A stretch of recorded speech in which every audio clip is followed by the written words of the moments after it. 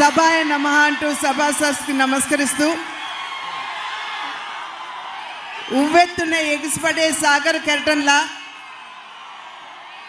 ఎప్పుడెప్పుడు ఈ వైఎస్ఆర్సీపీ ప్రభుత్వాన్ని గద్దె దించుతామా అనేటువంటి కసిని గుండె నిండా నింపుకుని ఇక్కడికి కూటమిని ఆశీర్వదించడానికి వచ్చినటువంటి సోదర సోదరీమణులందరికీ ఎందరో మహానుభావులు అందరికీ వందనములు అంటూ మీ అందరికీ ముందుగా నా నమస్కారాలను తెలియజేస్తున్నాను.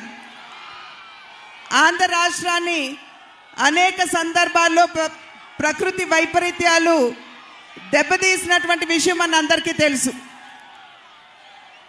అన్నింటికంటే హుద్హుద్ తుఫాన్ కంటే, అదేవిధంగా నిన్న మొన్న వచ్చినటువంటి మిచాంగ్ తుఫాన్ కంటే కూడా ప్రమాదకరమైనటువంటి వైపరీత్యం 5 సంవత్సరాల క్రితం వైఎస్ఆర్సీపీ రూపంలో ఆంధ్ర రాష్ట్రాన్ని కుదిపివేసినటువంటి విషయం మీ అందరికి గమనించాలి.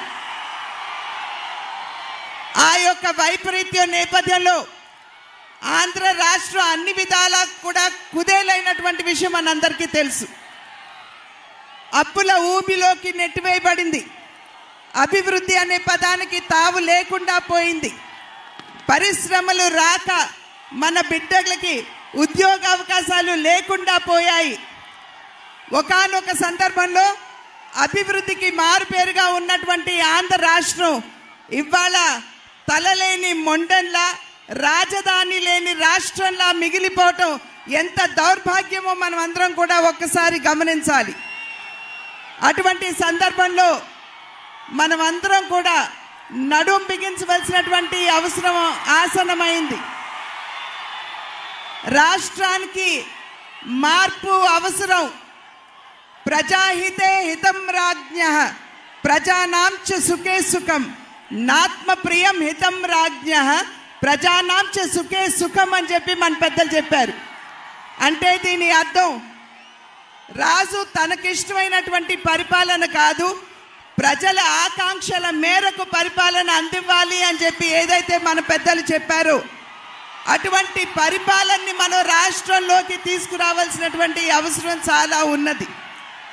ఇవాళ రాష్ట్రంలో ఉన్నటువంటి పరిస్థితులు కనుక ఒక్కసారి మనం చూసినట్లయితే నాణ్యత లేనటువంటి మద్యాన్ని పేదల చేతలు తాగించి మహిళల పుస్తలు తెగినా పర్వాలేదు, బిడ్డలు అనాథలైనా పర్వాలేదు, మా జేబులు నిండితే చాలు అనేటువంటి ఆలోచన విధానాన్ని మనం రాష్ట్రంలో చూస్తున్నాం.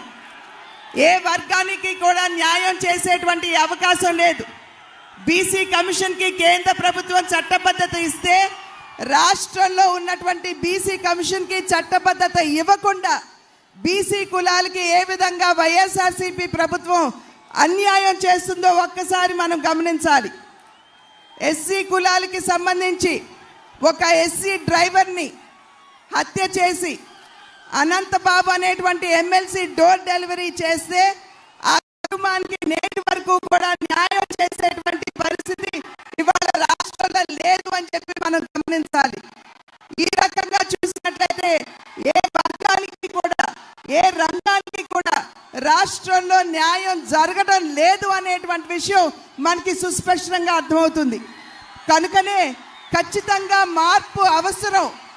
మీరు చూపిస్తున్నటువంటి ఈ ఉత్సాహం ఏదైతే ఉన్నదో, ఒక రకంగా చెప్పాలంటే నరేంద్ర మోడీ గారి స్ఫూర్తి, చంద్రబాబు నాయుడు గారి యొక్క యుక్తి, పవన్ కళ్యాణ్ గారి శక్తి ఇవాళ ఈ సభా ప్రాంగణంలో మనందరికీ కనపడుతుంది.